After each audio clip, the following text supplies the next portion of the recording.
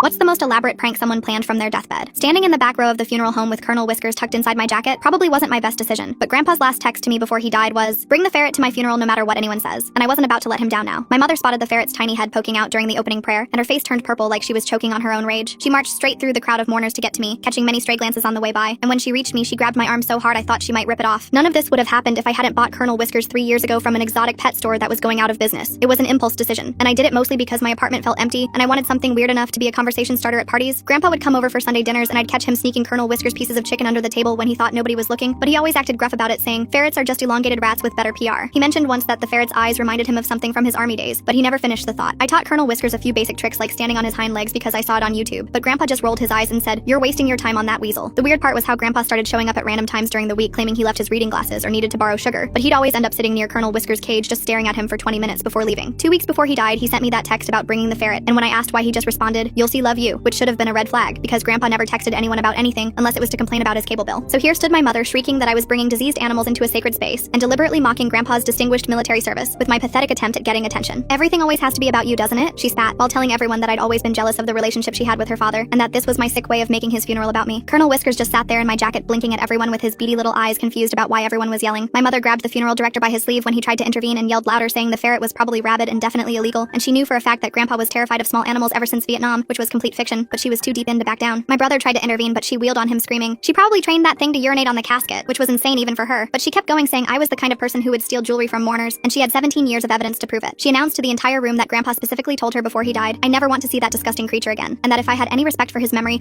I would leave immediately before she called both the police and animal control. The room erupted into chaos with relatives shouting over each other about whether ferrets belonged at funerals, while my mother kept yelling that I was an emotional vampire who fed on family misery, and that's why I brought a rodent to their father's funeral. I kept trying to explain that ferrets aren't rodents, but nobody could hear me over all the screaming. The funeral director cleared his throat and announced it was time for Grandpa's requested video message, which nobody knew about, and the screen behind the casket flickered to life, showing Grandpa in full military dress uniform. He stared directly into the camera and said, "If my daughter is making a scene about Colonel Whiskers right now, then everything is going according to plan." And my mother's face went white. Grandpa continued, "What none of you know is that I've been secretly training that ferret for 2 years in advanced military drill procedures because I needed a mission, and this seemed funny as hell." While my jaw dropped open, he barked, "Colonel Whiskers, attention!" and the ferret shot out of my jacket standing in perfect military posture while everyone gasped. Grandpa rattled off commands and Colonel Whiskers executed a full military funeral drill, including a rifle salute pantomime, while Grandpa explained he'd been sneaking into my apartment 3 times a week using a copied key. My mother stood there paralyzed as Grandpa's video revealed he'd submitted Colonel Whiskers' performance as his official military honors request, with 3 veterans as witnesses, making it legally binding according to the funeral director. Grandpa looked straight at the camera and said, "I spent 6 months training this ferret to outperform my daughter at following basic instructions, and honestly it wasn't that hard." While Colonel Whiskers performed a perfect memorial tail flag folding demonstration using a tiny handkerchief, the video ended with Grandpa saying, "Colonel Whiskers is officially promoted to honorary grandson, which makes him outrank all of you, so deal with it." The ferret saluted the casket, holding the position for exactly 21 seconds, while my mother sank into a pew looking completely defeated.